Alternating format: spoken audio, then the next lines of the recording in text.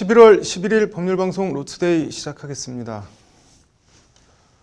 오늘 서울 역삼동 대한변협회관에선 여성 변호사 지위와 권익 관련해서 의미 있는 심포지엄이 열렸습니다. 로펌 운영과 양성평등 심포지엄이 열린 건데요. 심포지엄에선 김앤장 법률사무소를 포함해 국내 18대 대형 로펌을 대상으로 여성 변호사의 비율과 인식 등을 조사한 설문조사 결과가 공개돼 관심을 끌었습니다. 설문조사에서 어떤 결과가 나왔고 심포지엄에선 어떤 말들이 나왔는지 왕성민 기자가 현장을 취재했습니다. 변호사 시험 6회로 올해 4년차 변호사인 강예리 변호사. 강 변호사는 국내 10위권 중견 로펌에 소속된 로펌 변호사입니다. 여느 변호사와 마찬가지로 서면을 검토하고 작성하고 문서와 씨름하는 게 업무의 많은 부분을 차지합니다. 모니터 위에 빼곡하게 붙어있는 메모지들이 강예리 변호사의 바쁜 업무를 짐작케 합니다. 사회 전반 분야에 있어서도 여성 진출이 늘어날 것이고 사회 구조가 점점 변화하고 있는데 이제 사회 전반적인 구조에 맞추어 혹은 또 선제적으로 여성 변호사 업계도 변화를 해야 할 것이라고 생각을 하고 그것이 바로 의뢰인의 어떤 기대 혹은 시대의 부름에 부응하는 그런 변호사의 아직은 신참 변호사에 속하지만 열심히 해서 언젠가는 로펌의 유리천장을 깨고 싶다고 강예리 변호사는 웃으며 말합니다. 저는 경영진 업무에 여성 변호사분들이 많은 참여를 하고 앞으로도 그렇게 되어야 한다고 생각을 하는데요. 그 매니지먼트에 종사하시는 그런 여성 변호사의 숫자가 늘어나야. 하지만 현실은 녹록지 않습니다. 오늘 오후 서울 역삼동 대한변협회관에서 열린 로펌 운영가 양성평등 심포지엄입니다. 심포지엄에선 대한변협 양성평등센터가 국내 20대 로펌을 대상으로 남녀 성비 현황과 여성 변호사에 대한 인식 등을 조사한 설문조사 결과가 발표됐습니다. 2개 로펌을 제외한 18개 로펌이 회신을 했는데 먼저 조사 대상 로펌의 여성 변호사 비율은 24.49%로 전체 4분의 1이 여성 변호사로 나타났습니다. 전체 변시 합격자의 절반 가까이가 여성, 현재 활동 중인 여성 변호사는 8천여 명으로 전체 변호사의 3분의 1가량이 여성 변호사인 것과 비교하면 대형 로펌 소속 여성 변호사 비율이 전체 변호사 성비나 변시 남녀 합격률보다는 확실히 떨어집니다. 이를 경력별로 비교하면 남성 변호사 편향은 더 도드라집니다. 18대 로펌에서 경력 6년에서 7년 이하인 이른바 어스오 변호사는 여성 비율이 37.64%로 전체 여성 변호사 비율보다 조금 높습니다. 반면 7년에서 8년 이상 시니어 변호사 비율은 13.34%로 급격히 낮아집니다. 최소 10년 이상 경력을 갖춰야 하는 파트너 변호사의 경우엔 9.62%로 더 떨어집니다. 나아가 로펌 경영에 참여하는 변호사는 단 5%에 불과합니다. 전체 변호사의 3분의 1이 여성 변호사인데 18대 로펌 경영진에 있는 여성 변호사는 20명 가운데 1명밖에 없다는 얘기입니다. 설문조사 결과 경영에 참여하는 여성 변호사가 단 1명도 없는 로펌도 있는 것으로 나타났습니다. 여성 변호사에 대한 법조계의 차별과 배제는 여전히 현재 진행형이라고 할 것입니다. 특히 로펌 운영에 있어서 여성 변호사의 지위는 아직도 불완전합니다. 그것이 의도적인 차별은 아닐지라도 로펌에서의 여성 변호사의 지위가 불안정하다는 것은 아직도. 반면 로펌 내 여성 변호사가 승진이나 사건 배당에서 차별을 받는다거나 채용이나 승진 시 남성 변호사를 선호하냐는 등의 질문은 절대 다수의 응답자가 그렇지 않다고 응답했습니다. 로펌 내 남녀 변호사 구성 비율이나 시니어, 파트너 여성 변호사 비율, 경영에 참여하는 여성 변호사가 단 5%에 불과한 설문조사 결과와 비교하면 실제 현실과 여성 변호사에 대한 차별 유무 인식 사이에 일정한 간극이 있는 겁니다. 대형 로펌에 존재하되 인식하지 못하는 유리천장이 존재한다고 해석할 수 있는 대목입니다. 법조 직역에서 여전히 유리천장이 존재합니다. 로펌에서 여성 변호사가 차지하는 비중이 낮을 뿐만 아니라 로펌 운영에 참여하는 여성 변호사는 매우 드뭅니다. 로펌에서 여성 변호사가 성공적으로 일하는 데 어려움이 있다는 인식이 퍼져 있습니다. 이와 관련 토론자로 참석한 서울대 로스쿨 양현아 교수는 이런 실제 현실과 인식 사이의 간극을 성중립성의 신화라는 개념으로 설명했습니다. 로펌의 공식적인 답변임을 감안하면 로펌의 구조적인 성불평등 같은 것은 없고 오로지 자신이 하기 나름이라는 태도와 인식에서 비롯된 오류일 수 있다는 게 양현아 교수의 지적입니다. 실제 여성 변호사의 승진이 어려운 이유를 묻는 질문에 대해 9개 로펌이 여성임을 이유로 겪는 어려움이 없다고 답변하면서도 7개 로펌이 영업 능력 차이를 이유로 꼽는 다소 모순적인 답변을 보였습니다. 이와 관련 이번 설문조사를 진행한 대한변협 양성평등센터 센터장은 법률방송과의 인터뷰에서 현실을 정확하게 인식하는 것이 중요하다며 제도적 지원책 마련이 필요하다고 강조했습니다. 현실을 정확하게 인식하는 것이 중요하다. 로펌에서 여성 변호사의 비중이 낮을 뿐만 아니라 로펌 운영에 관여하는 여성 변호사는 매우 드뭅니다. 여성 변호사 스스로 해결해야 할 그런 부분도 있지만 여성 변호사가 로펌에서 자신의 역량을 충분히 발휘할 수 있도록 실질적인 지원이 필요하다고. 다만 3년 전과 비교했을 때 파트너와 어소 변호사 모두 증가했다는 로펌이 15곳에 달한다는 조사 결과는 의미 있는 진전으로 평가했습니다. 3년 전과 비교했을 때 여성 변호사 수가 증가했느냐라는 회신에 대해서 거의 모든 로펌들이 이제 파트너와 어소 모두 증가했다고 답변을 했고요. 일단 여성 변호사 수가 증가했다. 어느 정도는 좀 체감적인 그 답변을 요구하는 문항이었기 때문에 그 여성 변호사의 수가 증가했다는 답변 자체가 의미가 있는 것 같아요. 참석자들은 이런 경향을 강화하고 제도화하려면 여성 변호사에 대한 인식 변화와 직무 역량 강화, 교육과 승진 기회 제공 등 제도적 육성책이 함께 가야 한다고 한 목소리로 주문했습니다.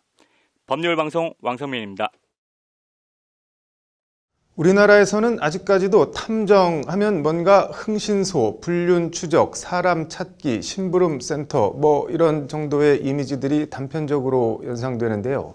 국내에서도 앞으로 법적인 인가를 받은 공식 탐정이 생길지 주목됩니다. 탐정업 관리에 관한 법률안이 어제 국회에 발의됐습니다. 장한지 기자가 단독 취재했습니다. 지난 2018년 6월 개봉한 권상우 성동일 주연 영화 탐정 리턴즈입니다. 명탐정 셜록 홈즈 덕후인 만화방 주인 권상우와 광역수사대 레전드 형사인 성동일이 대한민국 최초의 탐정사무소를 개업하고 좌충우돌한다는 내용입니다. 2015년 추석 연휴 개봉한 탐정 더 비기닝의 속편으로 전직 사이버 수사대 에이스였던 극중 여치 이광수가 합류해 영화의 코믹함을 더합니다. 증거 없이 판단하기 일러. 이렇게 단서가 많은데 탐정 맞아? 영화는 대한민국 최초 탐정사무소 신장 개업을 표방하고 있지만 엄밀히 말하면 우리나라에서 탐정은 아직 법적인 근거가 없는 법의 존재입니다. 실제 현재 국내에서 활동 중인 탐정사는 약 8천여 명에 이르고 탐정 관련 민간단체만 20개 넘게 난립하고 있는 것으로 전해졌습니다. 여기에 특별한 법적인 근거가 없는 탐정 관련 민간 자격증도 30종 넘게 난무하고 있습니다. 이른바 흥신소나 심부름센터 등을 통해 탐정 비슷한 업무들을 여기저기서 하곤 있는데 정작 법적인 근거는 전혀 없는 겁니다. 이런 법과 현실의 괴리를 해소하기 위해 탐정업 관리에 관한 법률안이 어제 국민의힘 이명수 의원 대표 발의로 국회에 발의됐습니다. 법안은 먼저 국가수사력이 한정되어 있어 속칭 심부름센터에 의뢰해 자력구제를 도모하다 보면 각종 불법 행위가 자행되거나 범죄로 이어지는 경우가 많다고 지적하고 있습니다. 법안은 또 2020년 2월 신용정보보호법 개정으로 검증되지 않은 탐정사무소가 우후죽순 난립해 무분별한 사생활 침해가 심화될 우려가 있다고 거듭 문제점을 지적하고 있습니다.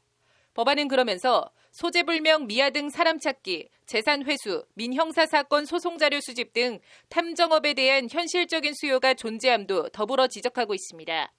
법안은 이에 위와 같은 국민 수요를 충족시키면서 난립해 있는 심부름센터의 불법 조사 행위를 근절할 수 있도록 탐정업에 대한 법적 근거 마련이 필요하다고 제안 이유를 밝히고 있습니다.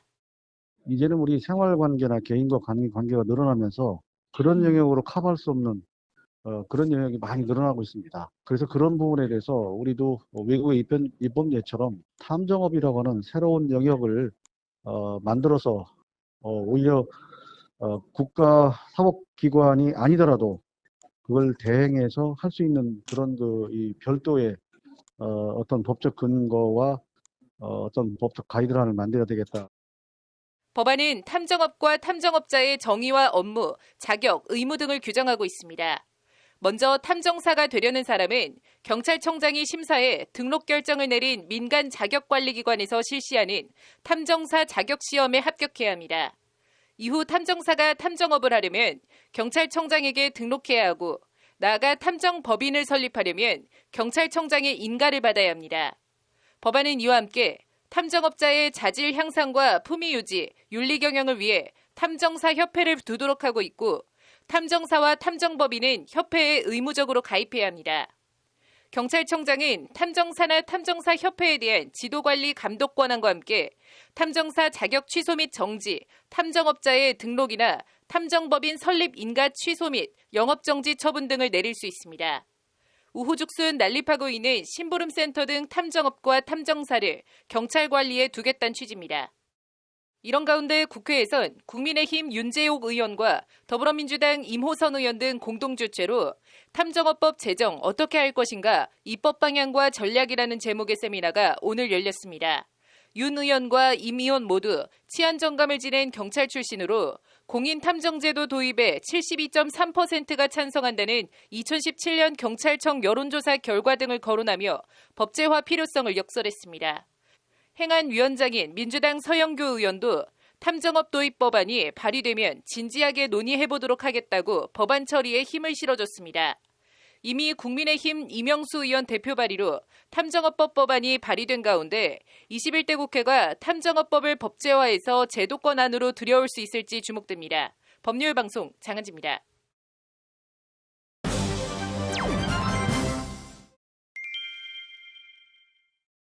네, 부산 덕천 지하상가 데이트 폭력이라는 이름의 CCTV 영상이 온라인에서 파문을 낳고 있습니다. 이호영 변호사의 뉴스와 법에서 자세히 다뤄보겠습니다. 이 변호사님, 이게 무슨 영상인가요?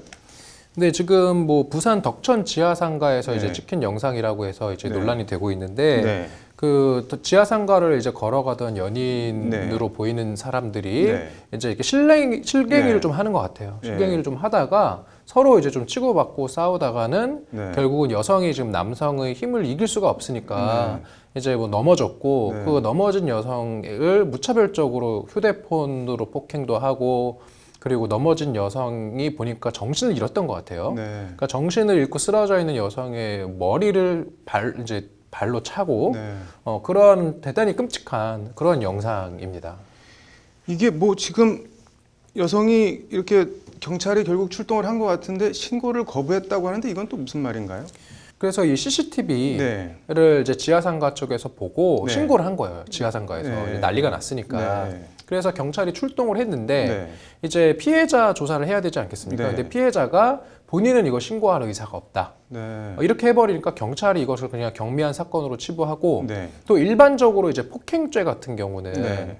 그 피해자의 어떤 명시한 의사에 네. 반해서 처벌할 수 없거든요. 네. 그러니까 일반적으로 합의가 되면 처벌 못해요. 네. 그러니까 이제 피해 여성이 자기는 신고 안 해도 된다라고 하니까 네. 경찰에서는 그냥 돌려보냈다라는 거죠. 그럼 이건 앞으로도 수사를 못 하는 건가요? 어떻게 되는 건가요? 아니 그렇지 않죠. 지금 일단은 상황이 지금 문제가 되게 커졌지 네. 않습니까? 네. 그리고 실제로 그 영상 이제 보시면 알겠지만 이거는 단순 폭행이 아니라 그 넘어진 영상을 휴대폰을 가지고 얼굴을 막 가격을 해요. 네. 이거는 그 휴대폰이 되게 딱딱한 물건이기 때문에 네. 얼마든지 위험한 물건으로 볼 수 있고 네. 일종의 흉기로 취급이 될 수 있는 상황인 것으로 보이고요. 네. 그러면 흉기를 이용을 해서 폭행 내지 상해를 하면 앞에 특수자가 붙어서 특수폭행 내지는 특수상해고 네.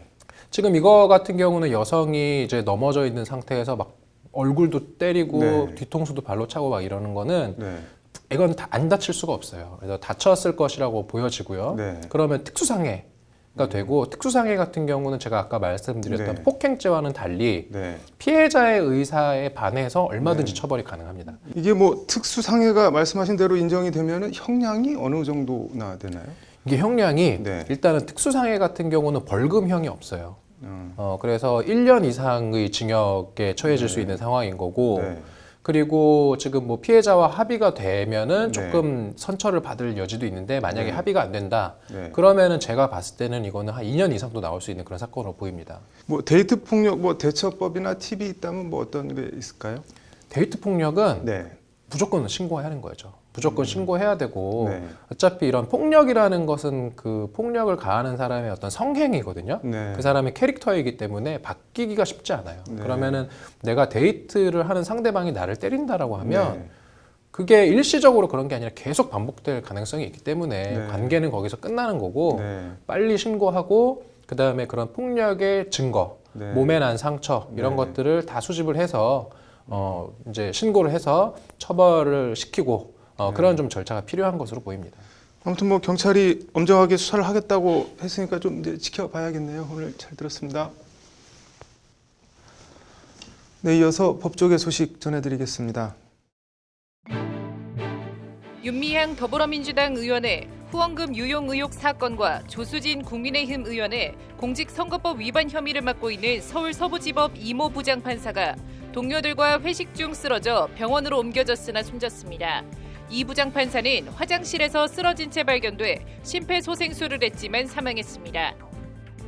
검찰이 김학의 전 법무부 차관의 성범죄 혐의 사건을 부실 수사했다는 의혹을 받는 검사들에게 불기소 처분을 내리자 이들을 고발했던 시민단체들이 법원에 재정 신청을 냈습니다. 재정 신청은 검찰 불기소 결정에 불복해 법원의 공소 제기 여부를 판단해달라고 요청하는 제도입니다. 서울 여의도 KBS 본관 앞 공개 라디오홀 스튜디오 외벽 유리창을 곡괭이로 깨며 라디오 생방송을 방해하고 난동을 부린 40대 남성에 대해 법원이 징역 3년을 구형했습니다. 이 남성은 조현병 증상이 있는데 검찰은 별 이유 없이 변명했다며 이같이 구형했습니다. 틀니를 숨겨서 화가 난다는 이유로 동거남을 잔혹하게 살해한 50대 여성에 대해 경찰이 구속영장을 신청했습니다. 이 남성은 발견 당시 팔다리가 결박되고 얼굴에는 비닐봉지가 씌워진 채 신체 특정 부위에 흉기 다수가 꽂혀 있었습니다. 11월 11일 법률방송 로투데이 마치겠습니다. 시청해주셔서 감사합니다.